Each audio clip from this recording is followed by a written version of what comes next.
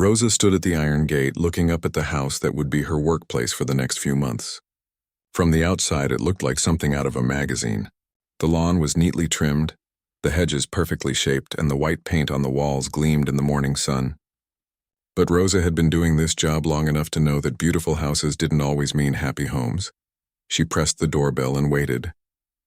After what felt like forever, a man in his early 40s opened the door. His shirt was wrinkled and he had dark circles under his eyes that told her he hadn't been sleeping well. He looked at her with tired eyes and simply said, "You must be the new housekeeper. Come in." The moment Rosa stepped inside, she felt it. The heaviness in the air, the silence that wasn't peaceful but suffocating. The man, Mr. Henderson, didn't say much. He showed her around quickly, pointing at rooms without really looking at them. The kitchen was a mess. Dirty dishes were piled in the sink, some with food that had been sitting there for days. The garbage was overflowing. Empty takeout containers covered the counter. The previous housekeeper quit last week, Mr. Henderson said flatly. Said it was too much for her. "Your room is upstairs, last door on the right. I'll be in my office if you need anything." And just like that, he disappeared down the hallway. Rosa set down her small suitcase and looked around. She'd worked in many homes over the years, some messy, some pristine, but this felt different. This house felt wounded somehow. She walked through the living room and noticed picture frames turned face down on the mantel. A woman's sweater draped over the couch looked like it had been there for weeks. Unopened mail was stacked on every surface. She was in the kitchen rolling up her sleeves to start on those dishes when she heard footsteps on the stairs. A teenage girl came down, earbuds in her ears, completely ignoring Rosa. The girl looked about 16 with dark makeup smudged around her eyes and clothes that hung loose on her thin frame. She grabbed an apple from the counter, took one bite, then tossed it in the trash and walked out the front door without a word. Rosa watched her go, frowning. That was a whole apple wasted. And where was the girl going at 10 in the morning? Shouldn't she be in school? Around noon, Rosa heard movement upstairs. She'd been cleaning for hours, working her way through the kitchen and starting on the living room. A woman came down the stairs slowly, like each step took effort. Her hair was pulled back in a messy ponytail and she wore paint-stained clothes. She looked at Rosa with empty eyes. "You're the new one," she said. It wasn't a question. "Yes, ma'am. Rosa Martinez. Nice to meet you." The woman nodded but didn't introduce herself. She went to the kitchen, poured herself a large glass of wine even though it was the middle of the day, and headed back upstairs. Rosa heard a door close and then lock. By the end of that first day, Rosa had learned the family's pattern, or lack of one. Mr. Henderson stayed locked in his office, only coming out to grab coffee or use the bathroom. Mrs. Henderson remained in what Rosa discovered was an art studio on the second floor. The teenage girl whose name Rosa learned was Lily from mail scattered around, came home around 8 at night, went straight to her room, and slammed the door. No one ate dinner together. No one talked. They moved around that big house like ghosts, each in their own world. That night, Rosa sat in her small room and looked at the family photo she'd found while cleaning. It had been shoved in a drawer, face down, like someone couldn't bear to look at it. The photo showed the family at what looked like a beach vacation. Mr. and Mrs. Henderson were smiling, their arms around each other. Lily looked younger, maybe 13, with a genuine smile on her face. And there was a little boy, maybe 7 or 8 years old, with a bright red bucket in his hand and the biggest grin Rosa had ever seen. Rosa looked at that photo for a long time. Then she looked around the house in her mind. That little boy wasn't here. His room, which she'd seen briefly, was at the end of the hall with the door shut tight. No one had gone near it all day. She didn't need anyone to tell her what had happened. She'd seen this kind of grief before. This family had lost that little boy, and in losing him, they'd lost each other too. The next few days followed the same pattern. Rosa cleaned, cooked meals that mostly went uneaten, and watched this family fall apart in slow motion. Mr. Henderson left early in the morning and came home late, bringing work with him that he'd do until past midnight. Mrs. Henderson's wine bottles started piling up in the recycling. Lily came home later and later, sometimes not until after 11 at night. On Rosa's 4th day, she was dusting the living room when she found a small toy dinosaur wedged between the couch cushions. It was green and plastic, the kind that cost $1 at the store. But it had been well loved. The paint was worn off in spots from being held so many times. She held that little dinosaur in her hand and felt her heart break. She thought of her own children, now grown, and remembered all the small toys they'd left around the house. She remembered stepping on toy cars in the middle of the night and finding action figures in the washing machine. Back then, she'd been frustrated by the mess. Now she'd give anything to find one of those toys again, to go back to those days when her house was full of noise and life. Rosa knew what she had to do. This family was drowning just like that little boy probably had, and someone needed to throw them a rope, even if they didn't want to grab it yet. She went to the kitchen and looked through the cookbooks stacked on the shelf. Most were dusty and unused, but one had bookmarks throughout. She opened it and found handwritten notes in the margins. Lucas loves this one. Said a note next to a recipe for chicken and rice. Make extra. Lucas always wants seconds. Another note read next to a chocolate cake recipe. Lucas. That was the little boy's name. That evening, Rosa made the chicken and rice. She set the table for 4, like she'd been doing every night even though no one came. She put fresh flowers in the center, arranged the plates nicely, and waited. Mr. Henderson was the first to notice. He came out of his office, drawn by the smell, and stopped when he saw the table. His face went pale. "What is this?" he asked, his voice strained. "Dinner, sir. I found the recipe in the cookbook. It seemed like a family favorite. We don't—" He started, then stopped. His jaw clenched. "We don't eat together anymore. Please don't set the table like this again." But Rosa had already made up her mind. She'd been hired to take care of this house, and a house wasn't just walls and floors. A house was the people in it. And these people needed taking care of whether they knew it or not. "I'll have it ready at 6 tomorrow evening," she said quietly but firmly. "The food will be here if anyone wants it." Mr. Henderson looked like he wanted to argue, but he was too tired. He just shook his head and went back to his office. Rosa sat at that table alone that night and ate the dinner she'd made. But she left the other 3 plates set. Tomorrow she'd do the same thing. And the next day, and the day after that. She was a patient woman. She'd spent years raising 3 kids by herself after her husband died. She knew something about grief and healing. Looking around that sad, silent house, Rosa made a promise to herself and to the memory of that smiling little boy in the photo. She was going to help this family find their way back to each other, even if they fought her every step of the way.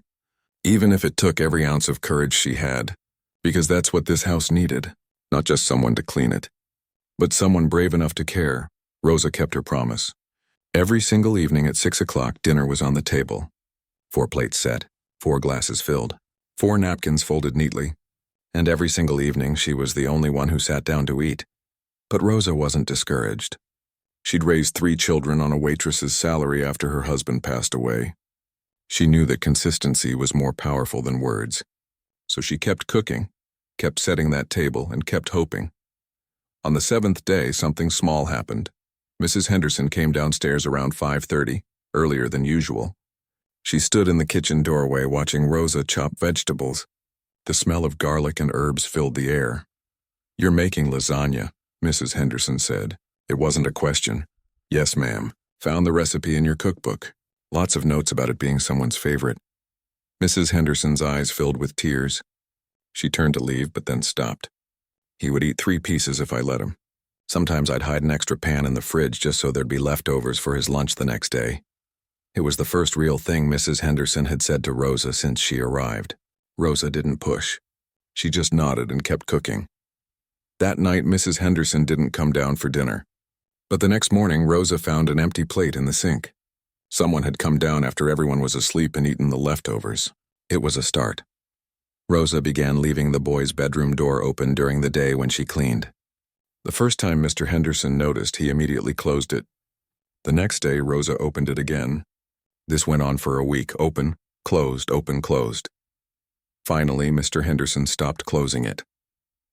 He didn't say anything, just left it the way Rosa had said it.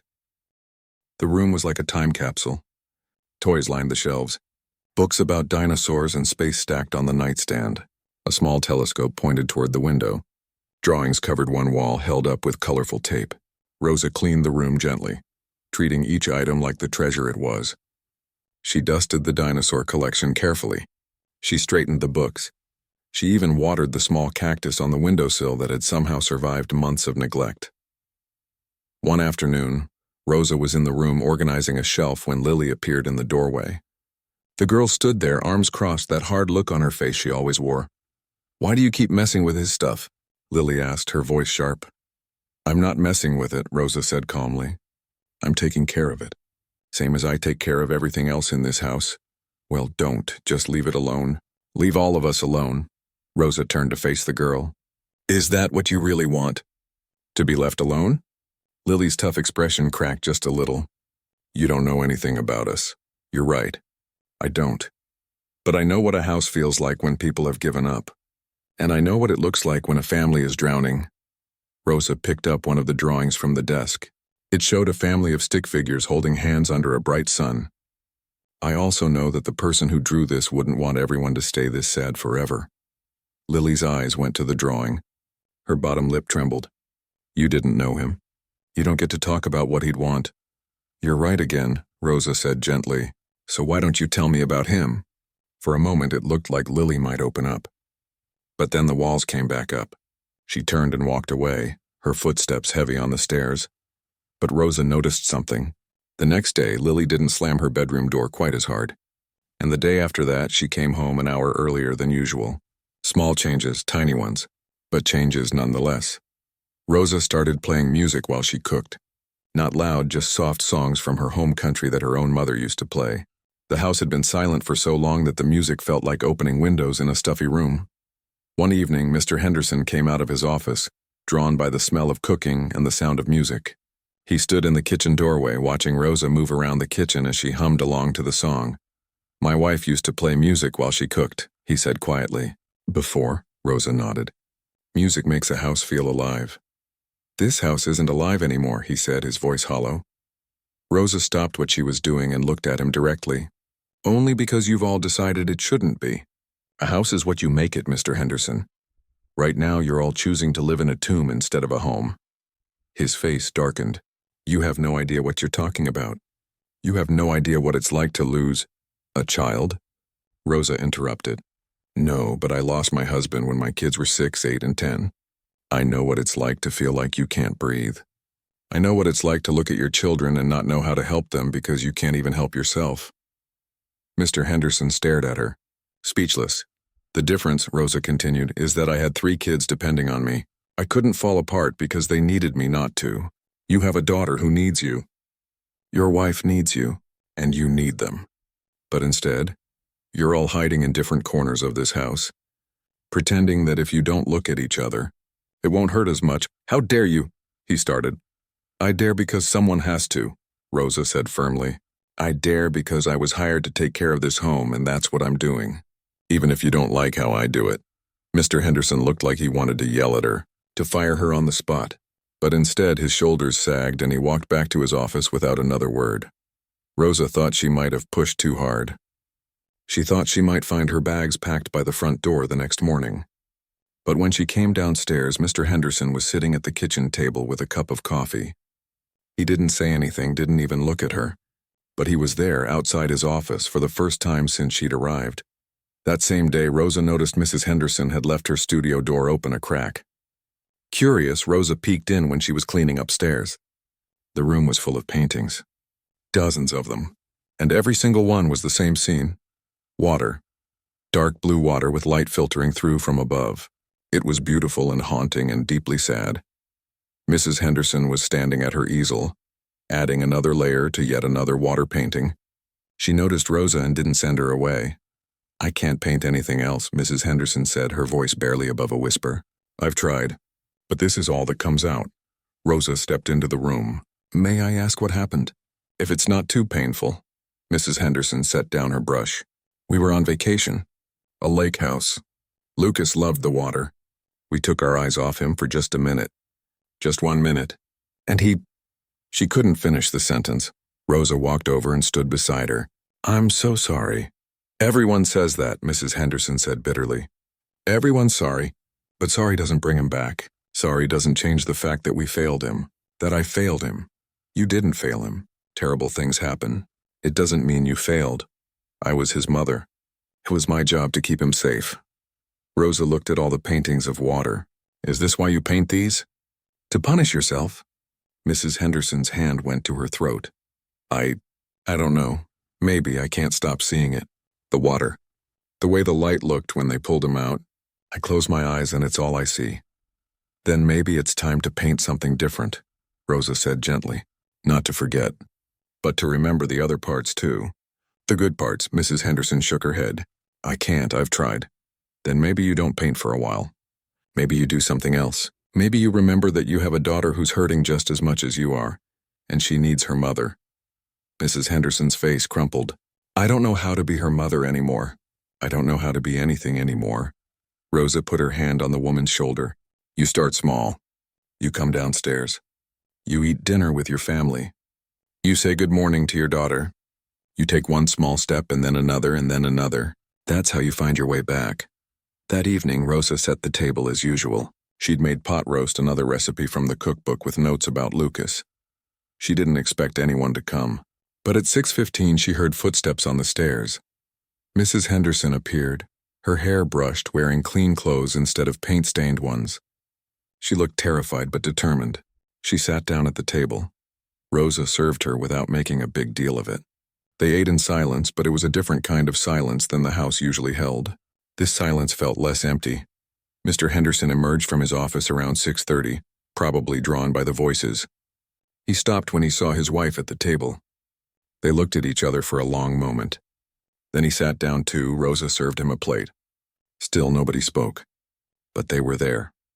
Together. It was enough for now. Lily came home around 7 and froze when she saw her parents sitting at the dinner table. What's going on? She asked suspiciously.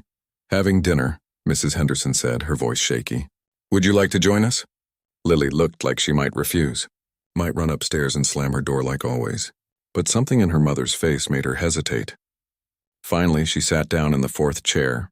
Rosa served her a plate and then quietly excused herself, saying she had cleaning to do.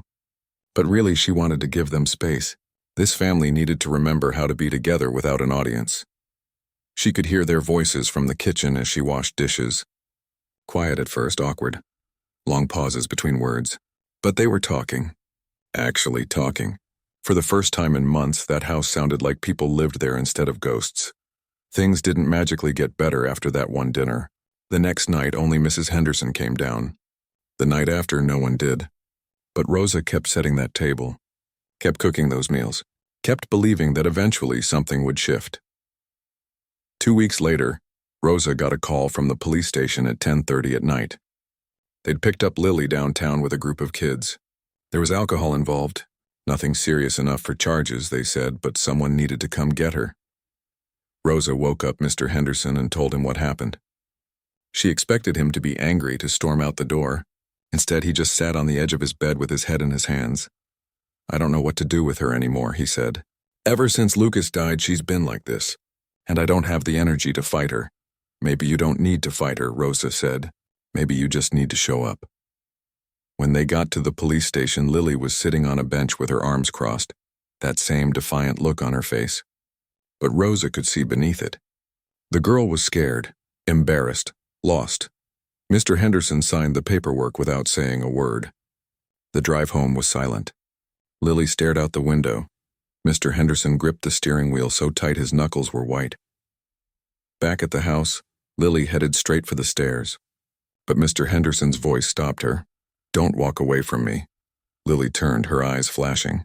Why, you walk away from me every day? You haven't said more than 10 words to me in 6 months. That's not fair, isn't it? Lily's voice cracked. You think I don't notice? You think I don't see how you can't even look at me? Like I'm some kind of reminder of what you lost? That's not true, Mr. Henderson said, but his voice wasn't convincing. Then why? Lily shouted. Why do you ignore me? Why does Mom stay locked in her studio? Why does this whole house feel like a grave? Because your brother is dead. Mr. Henderson yelled back, the words bursting out of him. Because Lucas is gone and I don't know how to fix it. I don't know how to fix anything. You think I don't know that? Lily screamed. You think I don't think about him every single day? But I'm still here. I'm still alive. And you don't even see me anymore. The shouting had woken Mrs. Henderson. She appeared at the top of the stairs, her eyes wide. What's going on? Our daughter was just brought home by the police, Mr. Henderson said bitterly. She was caught drinking with kids we don't even know. Because you don't care who I'm with, Lily cried. You don't care about anything? That's not true, Mrs. Henderson said, coming down the stairs. We care, you just what? You just forgot you had another kid? You just decided that since Lucas died, nothing else matters? Mrs. Henderson's face went pale. Don't say that, why not? It's true! You act like I don't exist. You act like this whole family doesn't exist. We all died that day, not just Lucas. The words hung in the air like broken glass. Mrs. Henderson started crying. Mr. Henderson's face crumbled. And Lily just stood there, tears streaming down her face, her chest heaving. Rosa had been standing quietly in the kitchen doorway, but she couldn't stay silent anymore. Stop, she said firmly. All of you, just stop. They all turned to look at her, surprised that she was still there. Lily, go to your brother's room, Rosa said. What? No, go, Rosa said again, more gently this time. And you two follow her. Mr. Henderson started to protest. I know you don't want to. I know it's hard, but you need to. All three of you, right now. Something in Rosa's voice made them listen. Slowly, Lily walked up the stairs. Her parents followed. Rosa went last, her heart pounding. The door to Lucas's room stood open, the way Rosa had been leaving it. They all stopped at the threshold, like there was an invisible wall they couldn't cross. Go in, Rosa said softly. Mrs. Henderson shook her head. I can't. I haven't been in there since the funeral. I can't do it. Yes, you can. You all can, together. Finally, Lily stepped inside first. She walked to the shelf where all the dinosaurs were lined up. She picked up the green T-Rex, the one that had been Lucas's favorite. The one Rosa had found between the couch cushions that first week. He carried this everywhere, Lily said, her voice small. Even slept with it. Mom said he was too old for that, but he didn't care. Mrs. Henderson stepped into the room, moving like she was walking through water. She went to the wall of drawings. Her fingers traced one of them, a picture of the family with big smiles and a sun with rays shooting out in all directions. He made this the day before we left for vacation, she whispered. He was so excited about the trip. He'd been talking about it for weeks. Mr. Henderson stayed in the doorway, his jaw clenched, but his eyes were locked on the small telescope by the window. I bought him that telescope for his birthday, he said quietly. He wanted to be an astronaut. He said he was going to walk on Mars someday. He was so sure of it. Rosa watched as they moved around the room, picking up toys, looking at books, touching things they'd been too afraid to face. The memories were painful, but they were also beautiful, and this family had been running from both the pain and the beauty for too long. I should have been watching him, Mrs. Henderson said suddenly. It was my responsibility. I was his mother. I was there too, Mr. Henderson said. I was the one who said it was okay for him to go to the water. I told him it wasn't deep by the dock. I thought he'd be safe. He asked me to go swimming with him that morning, Lily said, her voice breaking. But I said no because I wanted to stay inside and text my friends. If I'd just gone with him. They all stood there, carrying their guilt like stones around their necks. Rosa stepped into the center of the room. Listen to me, she said. All three of you. What happened to Lucas was a tragedy. It was an accident, but it wasn't anyone's fault. Do you hear me? It wasn't your fault. You don't understand, Mrs. Henderson said. We were supposed to protect him, and you did. Every day of his life you protected him. You loved him. You gave him everything he needed to be happy. And he was happy, wasn't he? Lily nodded, clutching the dinosaur to her chest. He was always happy. He laughed at everything. Even stupid stuff that wasn't funny, he'd laugh so hard he'd get hiccups. A small smile crossed Mrs. Henderson's face despite her tears. He loved terrible jokes. The worse they were, the funnier he thought they were. He used to wake me up early on Saturdays, Mr. Henderson said, his voice thick with emotion, jumping on my bed saying we had to look at the stars before the sun came up, even though you can't see stars when the sun's coming up. He didn't care about logic. They were all crying now. Really crying. Not the silent, lonely crying they'd been doing in separate rooms for months, but crying together, sharing their grief instead of carrying it alone. Rosa let them cry. She knew this was what they needed. This was the breaking point that had to happen before any real healing could begin. He wouldn't want this, Lily said suddenly. Lucas wouldn't want us to be like this. He'd hate it. I know, Mrs. Henderson whispered. I know he would. So why are we doing it? Lily asked. Why are we punishing ourselves? Why are we punishing each other? No one had an answer. They just stood there in that little boy's room, surrounded by his things, feeling his absence like a weight on their chests. "Because it's easier than accepting he's really gone," Mr. Henderson finally said. "Because if I stay busy and don't think about it, I can almost pretend it didn't happen. But it did happen. And no amount of hiding in my office or working late is going to change that." Mrs. Henderson sat down on Lucas's bed, her hands shaking. "I paint the water over and over because I keep thinking if I paint it enough times I'll understand it. I'll make sense of it. But there's no sense to make. He's just gone. And I've been hanging out with the wrong people and doing stupid things because at least when I'm getting in trouble you both notice me," Lily said. "At least then I know I still matter to someone." They looked at each other, really looked at each other for the first time in months, and what they saw was three people who were drowning just like Lucas had, except in grief instead of water. Mr. Henderson moved first. He sat down on the bed next to his wife and took her hand. She gripped it like a lifeline. Lily hesitated, then sat on the other side of her mother. Mrs. Henderson wrapped her arm around her daughter and pulled her close. They sat there on that little boy's bed, the three of them holding on to each other, and they cried until there were no more tears left. Rosa quietly slipped out of the room. This moment was theirs, not hers. She went downstairs and made tea, because that's what her mother always did when things were hard. Tea couldn't fix grief, but it was something to hold, something warm in your hands when everything else felt cold. When they came downstairs an hour later, their eyes were red and swollen, but something had shifted. They looked exhausted, but also somehow lighter, like they'd been carrying heavy bags and had finally set them down. Rosa handed them each a cup of tea. They sat at the kitchen table, all four chairs filled for once. "I'm sorry," Mrs. Henderson said to Lily. "I'm so sorry I haven't been there for you. I was so lost in my own pain that I forgot you were hurting too." "We both forgot," Mr. Henderson added. "And that's not okay. You're our daughter. You should come first." Lily wiped her eyes. "I'm sorry too. For the drinking, for the attitude, for everything. I just didn't know how to get your attention anymore." "You have it now," Mrs. Henderson said. "You have us now. If you'll give us another chance." Lily nodded, fresh tears spilling down her cheeks. They talked until almost dawn, about Lucas, about their pain, about their guilt and anger and fear. They said things that had needed to be said for months. And slowly, carefully, they started to find their way back to each other.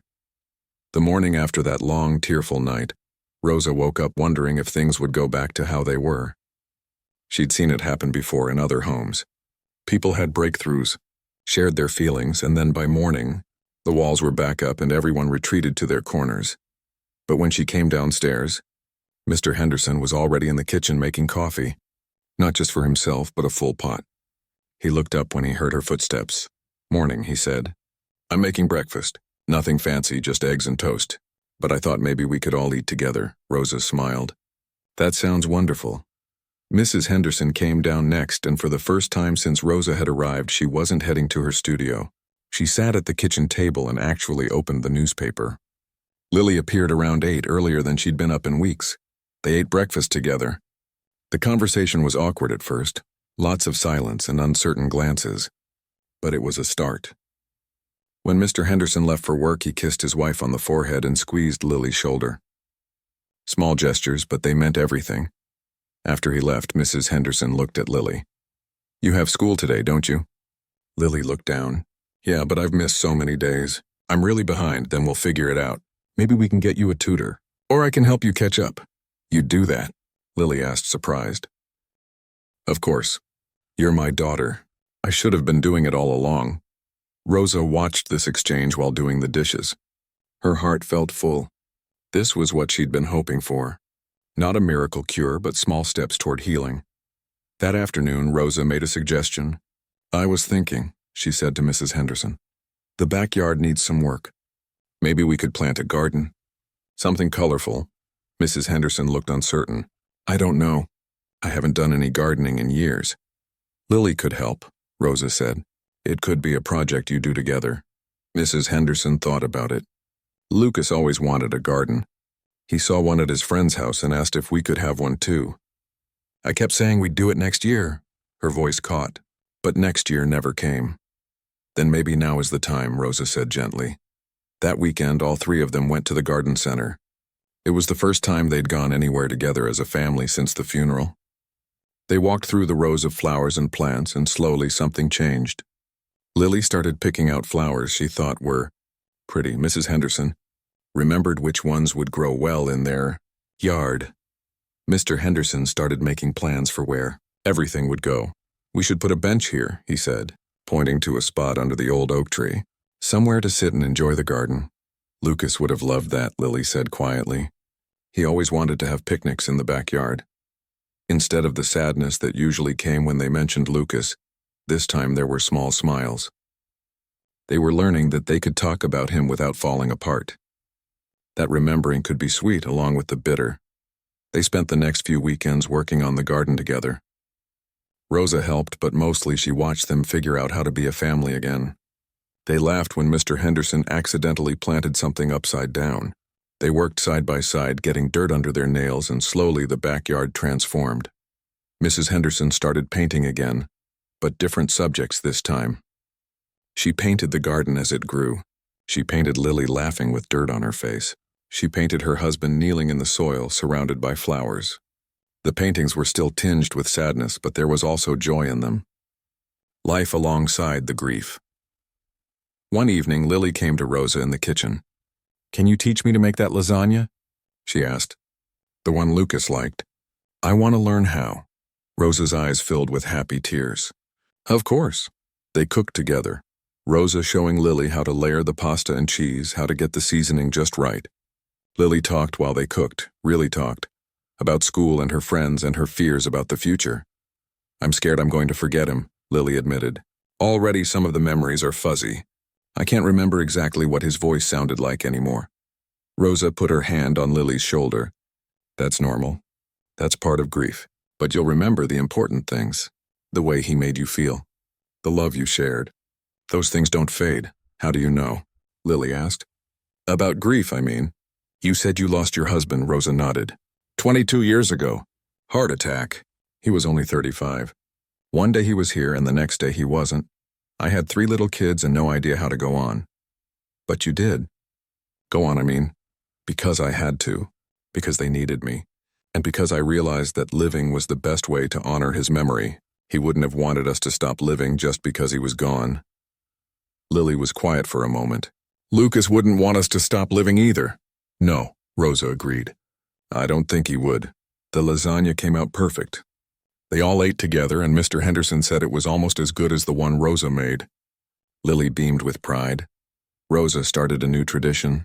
Every Sunday they had a family dinner where everyone had to share something about their week. One good thing and one hard thing. It forced them to talk, to stay connected, to not drift back into their separate corners. On Lucas's birthday, Rosa suggested they celebrate it. Mrs. Henderson wasn't sure at first. "Won't that just make everyone sad?" she asked. "Maybe," Rosa said, "but pretending the day doesn't exist seems sadder." He was here. He mattered. His birthday should be acknowledged. So they had a small celebration. Rosa made Lucas's favorite cake, the chocolate one with too much frosting. They put candles on it and each shared their favorite memory of him. Mr. Henderson talked about teaching Lucas to ride a bike. Mrs. Henderson remembered the time Lucas insisted on wearing his superhero cape to the grocery store and how she'd been embarrassed, but Lucas had been so proud. Lily told the story of how Lucas used to hide under her bed and jump out to scare her, and even though she pretended to be annoyed, she'd loved it. They cried, but they also laughed. And when they blew out the candles together, it felt like healing. Rosa noticed other changes too. Mr. Henderson started coming home at a reasonable hour instead of working until midnight. He attended Lily's soccer games, something he hadn't done since before Lucas died. Mrs. Henderson joined a grief support group and came back from the meetings looking lighter, like she'd found people who understood. Lily's grades improved. She dropped the friends who'd been getting her into trouble and reconnected with the good kids she'd pushed away. She started smiling again, real smiles that reached her eyes. One evening, Rosa was in the kitchen when Mrs. Henderson came in and hugged her. It was unexpected and tight. "Thank you," Mrs. Henderson said, "for everything. For not giving up on us when we'd given up on ourselves." Rosa hugged her back. You don't need to thank me. I just did what needed to be done. No, Mrs. Henderson said firmly. You did so much more than that. You saved us. You really did. But Rosa knew that wasn't entirely true. She'd pushed them, guided them, refused to let them hide. But they'd done the hard work themselves. They'd chosen to face their pain instead of running from it. They'd chosen to hold on to each other instead of drifting apart. That was all them. The garden bloomed beautifully that spring. They'd planted Lucas's favorite colors, bright reds and yellows and blues. The bench Mr. Henderson built sat under the oak tree, with a small plaque that read Lucas's Garden. It wasn't a grave or a memorial that felt heavy with grief. It was a celebration of a life, a reminder that beautiful things can grow even after loss. Rosa would often find one of them sitting on that bench. Sometimes crying, sometimes just thinking, sometimes smiling at memories. The garden became a place where they could feel close to Lucas without being swallowed by sadness. 3 months after that terrible night when everything broke open, Rosa sat in the garden with all 3 of them. They'd just finished planting a new section of flowers and they were dirty and tired and happy. This is nice, Lily said, leaning against her mother. Just being together like this. It is, Mr. Henderson agreed. He reached over and took his wife's hand. I'd forgotten what it felt like. To be a family. Mrs. Henderson squeezed his hand. We're getting it back. Slowly. It's not the same as before, and it never will be. But it's something. It's enough, Lily said. It's more than enough. Rosa looked at them, this family that had been so broken just a few months ago. They still had hard days. They still cried. They still missed Lucas with an ache that would probably never fully go away. But they were facing it together now. They were holding each other up instead of hiding in separate corners of the house. That night, Rosa called her own children. She talked to each of them, told them she loved them, reminded them how precious life was. When she hung up, she felt grateful. Grateful for her own family. Grateful that she'd been able to help this family find their way back to each other. Grateful for the courage it had taken for all of them to heal. She looked around the house that had felt like a tomb when she first arrived. Now it felt alive again. There was laughter in the halls, music in the kitchen, light in rooms that had been dark for so long. Rosa knew her time here was almost done. This family didn't need her anymore. They'd learned how to take care of each other, how to keep going even when it was hard, how to honor Lucas's memory by living fully instead of just existing. Soon, she'd move on to another family, another home that needed her particular kind of help. But she'd always remember this family and the courage they'd found to face their grief head-on. Sometimes courage wasn't about being fearless. Sometimes it was about being terrified but choosing to love anyway, and that was the most powerful kind of courage there was. Rosa had been with the Henderson family for almost 6 months when she knew it was time to leave. Not because they'd asked her to go, but because her work here was done. They didn't need her anymore. They'd learned to stand on their own. She chose a quiet Sunday afternoon to tell them. They were all in the living room, actually spending time together instead of hiding in separate parts of the house. Mr. Henderson was reading the newspaper. Mrs. Henderson was sketching in a notebook. Lily was doing homework on the couch. I need to talk to all of you about something, Rosa said, sitting down in the chair by the window. They all looked up, and Rosa saw worry cross their faces. What's wrong? Mrs. Henderson asked immediately. Nothing's wrong, Rosa assured them. But I think it's time for me to move on to another family. The room went silent. Lily's eyes filled with tears. Why, did we do something wrong? No, sweetheart. You did everything right. That's exactly why I need to go. You don't need me anymore. You have each other now. Mr. Henderson set down his newspaper. Rosa, you're part of this family. We want you to stay. Rosa felt her own eyes get wet. That's one of the kindest things anyone has ever said to me. But there are other families out there who need help. Families who are where you were 6 months ago, and I can help them like I helped you. But we still need you, Lily protested. What if things fall apart again after you leave? Rosa got up and sat next to Lily on the couch. Things won't fall apart. Do you know why? Because you've all learned how to take care of each other. You talk now. You eat dinner together. You work in the garden. You remember Lucas without letting the grief destroy you. You did that yourselves. I just gave you a little push. Mrs. Henderson wiped her eyes. A little push? Rosa, you saved us. When you first got here, I honestly didn't think we'd make it. I thought our family was over. But you refused to let us give up. You saved yourselves, Rosa said firmly. I just reminded you that you could, that you were worth saving. They sat in silence for a while, each lost in their own thoughts. Finally, Mr. Henderson spoke. When will you leave? End of the week, if that's okay. I want to make sure everything is in order. And I want to teach Lily a few more recipes. Lily grabbed Rosa's hand. Will we ever see you again? Of course. I'm not disappearing. You can call me anytime, and I'll check in on you. Make sure you're all doing okay. But you will be okay. I promise you that. The next few days were bittersweet. Rosa made sure the house was spotless. She organized all the recipes she'd found and written down into a book for them. She took Lily shopping for ingredients and taught her 3 more of Lucas's favorite meals. She showed Mrs. Henderson how to make the tea that Rosa always made when someone needed comfort. On her last evening, they insisted on taking her out to dinner. It was the first time they'd gone to a restaurant together since Lucas died. It felt significant, like another milestone in their healing. At the restaurant, Mr. Henderson raised his glass. To Rosa, the woman who taught us how to be a family again. They all clinked glasses, and Rosa felt overwhelmed with emotion. She thought about that first day she'd walked into their house. The darkness, the silence, the pain that was so thick you could almost touch it. And now look at them. They were laughing, talking, making plans for the future. I want to tell you all something, Rosa said. When I first started this kind of work, I thought it was just about cleaning houses and cooking meals.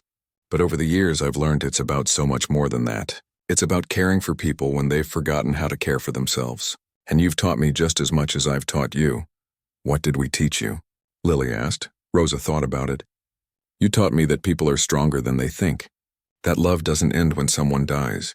That families can break into a million pieces and still find a way to put themselves back together. You taught me that courage isn't about not being afraid. It's about being terrified and choosing to keep going anyway. Mrs. Henderson reached across the table and squeezed Rosa's hand. You gave us the courage to try. No, Rosa said gently. That courage was always inside you. You just forgot it was there. That night, Rosa packed her small suitcase. She didn't own much, had never needed to. Her life was about moving from family to family, helping where she was needed, then moving on when her work was done. She looked around her small room one last time. She'd been in dozens of rooms like this over the years. Different houses, different families, but always the same mission: to bring light back to places that had gone dark. The next morning, the whole family was up early to see her off. Mrs. Henderson had made breakfast, using one of the recipes Rosa had taught her. They ate together one last time. I made you something, Mrs. Henderson said, handing Rosa a wrapped package. Rosa carefully opened it. Inside was a painting. It showed the garden in full bloom with the bench under the oak tree. But this painting was different from the others Mrs. Henderson had made. It was bright and full of life, and there sitting on the bench was Rosa. So you don't forget us, Mrs. Henderson said. Rosa held the painting and couldn't speak for a moment. Finally, she managed. I could never forget you.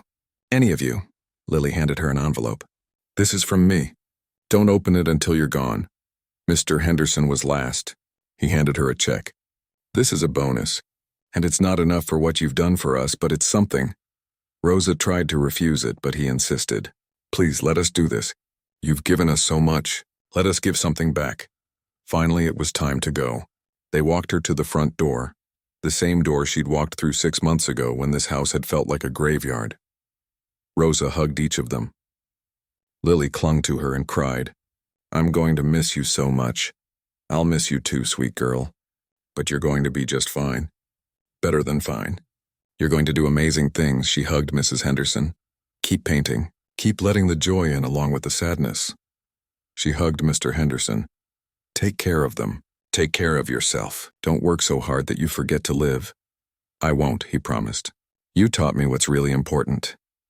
Rosa picked up her suitcase and walked down the driveway. At the gate, she turned back. They were all standing in the doorway together, arms around each other, waving. The morning sun lit up the house, making it glow. This was what Rosa lived for. This moment right here, knowing that she'd made a difference, that she'd helped a broken family become whole again.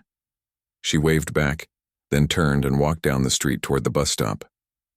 On the bus, she opened Lily's envelope. Inside was a letter written in careful handwriting. "Dear Rosa," it read, "I'm not good with words, but I wanted you to know what you mean to me. Before you came, I felt invisible, like I didn't matter anymore, like I'd lost my whole family, not just my brother. But you saw me. You made me feel like I was worth caring about. You taught me that it's okay to be sad and to be happy at the same time. That loving someone who's gone doesn't mean you can't love the people who are still here. I'm going to miss you every day. But I'm going to make you proud. I'm going to be brave like you taught me. Thank you for saving my family. Thank you for saving me. Love, Lily." Rosa folded the letter carefully and put it in her purse. She'd keep it with all the other letters and photos and small gifts she'd received over the years from families she'd helped. They were her treasure, proof that her life had meaning, that her work mattered. 3 days later, Rosa started at a new house.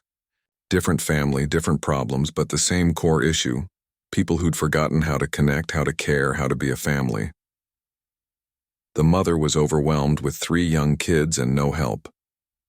The father traveled for work and felt guilty for being gone so much. The kids were acting out, desperate for attention. Rosa looked around the chaotic house and smiled. She knew exactly what to do. She'd start small. She'd cook meals. She'd set the table. She'd refuse to let them hide from each other. She'd be patient and persistent and brave, because that's what this work required. Not just cleaning skills or cooking knowledge, but courage. The courage to care about people even when they pushed you away. The courage to believe in families even when they'd stopped believing in themselves. The courage to keep trying even when change seemed impossible. Rosa set down her suitcase and rolled up her sleeves. Time to get to work. Weeks passed, then months.